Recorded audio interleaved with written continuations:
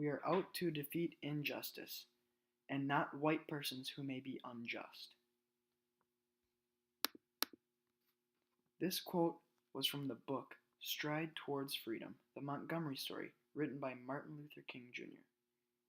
It was published in 1958 in reflection of being awarded the Nobel Peace Prize.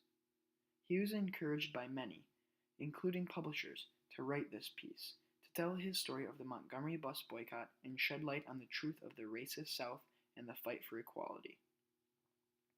The intended audience was the entire country as a whole, as many citizens were unsure of the events that had gone on during the movement and the bus boycott specifically. I believe this book really cleared up the doubts surrounding the movement and the intentions of the African Americans. It really showed the hardships that they faced every day. The resulting reactions of others was wondering why this torment had gone on for as long as it did, and why others had not stood up to help.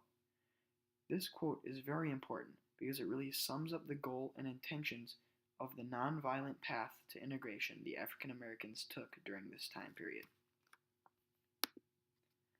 Since this quote is so short, I will reflect on the quote as a whole and not as individual parts. The quote portrays the attitude taken by the African Americans throughout the entire civil rights movement, the high road attitude, or be the bigger person attitude.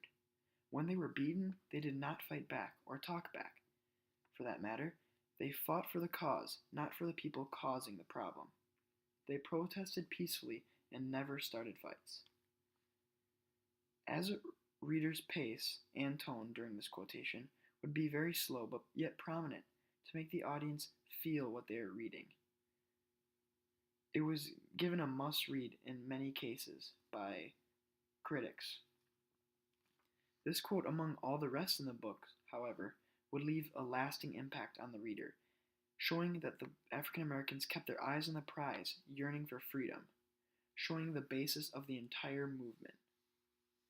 This created the perfect image in their head, as if they were watching and listening to MLK give the speech himself. Although MLK would never say this, but I believe this statement is almost like getting the last laugh, saying that the violence put on by the whites onto the blacks was played directly into the activist plans to achieve equality in the South. To conclude, MLK himself said that in his memoir, Stride Towards Freedom, the Montgomery Story, that it is a chronicle of 50,000 Negroes who took to heart the principles of nonviolence, who learned to fight for their rights with the weapon of love, and who in the process acquired a new estimate of their own human worth. This is on page 9 of the book itself. This statement shows his gratitude towards all the others that helped in the movement, and it sums up the nonviolent movement driven by love, not hate.